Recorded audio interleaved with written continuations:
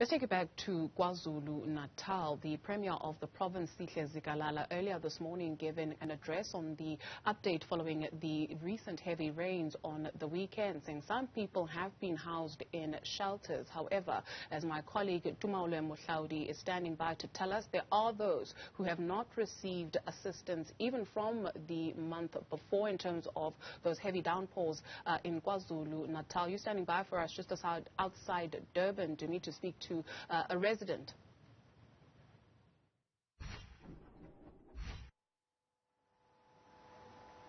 Yes, indeed, Dudu. So I'm here with a ward councillor for Ward 25. That would be for an area called Pandas Hill, an informal settlement just outside Durban that indeed, as you mentioned, was affected by the flooding just last month in April. And as the people are still trying to recoup and rebuild their lives, then these torrents came through. So let's go back to our conversation with Themba Mkhize, councillor for Ward 25. Mr. Mkhize, thanks again for joining us on Newzroom Afrika. You were painting a picture for us about the situation on the ground right now. Yeah, I was just saying that, no, as much as there's nothing much has happened, but the people on the weekend, they were really, really scared. Most of them that survived last on April, they didn't sleep even in their houses. But what you remember that in April, in this ward, I lost 18 people, 2 in this area of Pantasville, and 211, if I'm not mistaken, people had no houses. It's just one during the weekend who was involved on these floods. But yeah, so far I met with the leadership early today, and we went around my ward and see if is there any much damages. Only found out that there were not more than 5. There were the people that were affected. Yes. So this is in terms of your greater ward. It's not the numbers that were seen in the last flooding.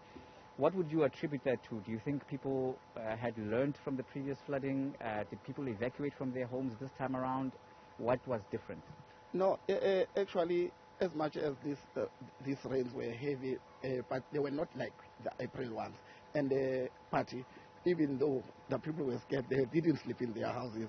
Yes, they stand in the roads, and some of them, they went where they see that there's safe on those places. They went and sleep on those places, and they are coming back now, as you see nowadays, where you can see, if you look around, they are in their houses looking and checking if is there any damages. All right. Now, in terms of government support, those that were affected and lost their houses in the last floods, and those that may be affected now, what are the release situations? What is provincial government saying to you as a local government leader about the support you can expect? What have you heard? Yeah, the thing is that we sat on the council, and there are things that they're gonna do. They're gonna provide the materials. They're gonna provide the land, because some of these other places within my ward, you cannot make the person build a shack.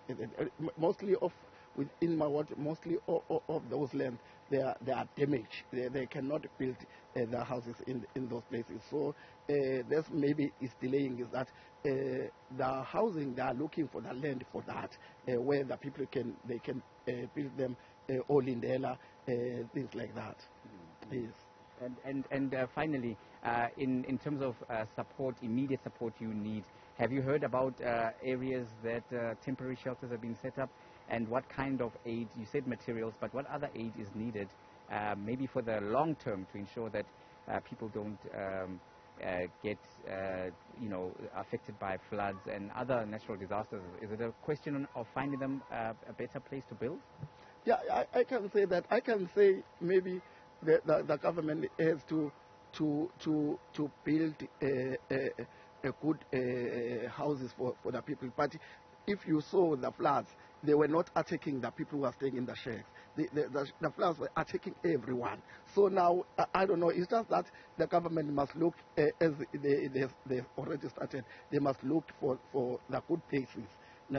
I cannot comment on the houses, because that one is not just and easy money to do it. It's not just cheap to do those things. To build for the people like now, I believe I have more than 1,500 people who don't have houses.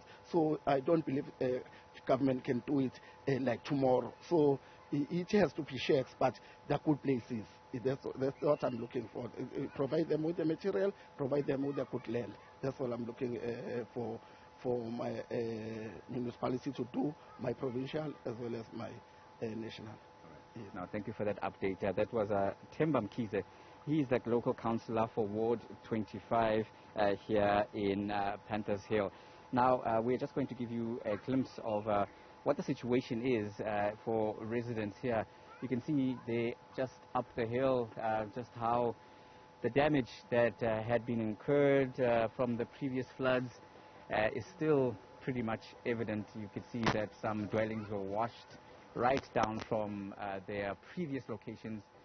Further down here where you see the debris, it looks like something from a war zone really, and some residents have really not bothered to come and collect those particular belongings.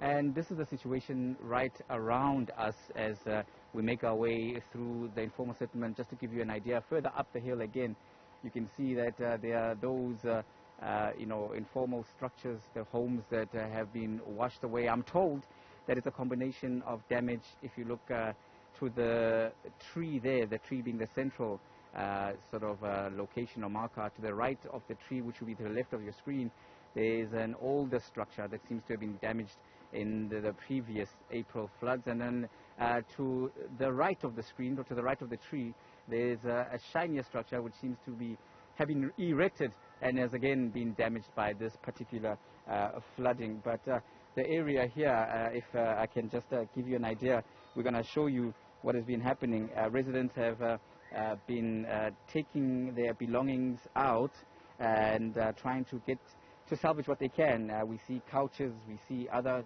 items of furniture. Some severely damaged, some clothing as well. Trying to just dry them out and see if they can get some kind of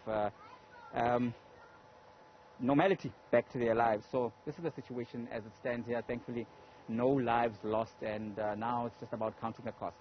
With that, it's back to you in the studio too. Indeed. Tumaole Mohlaoli, thank you very much for that update.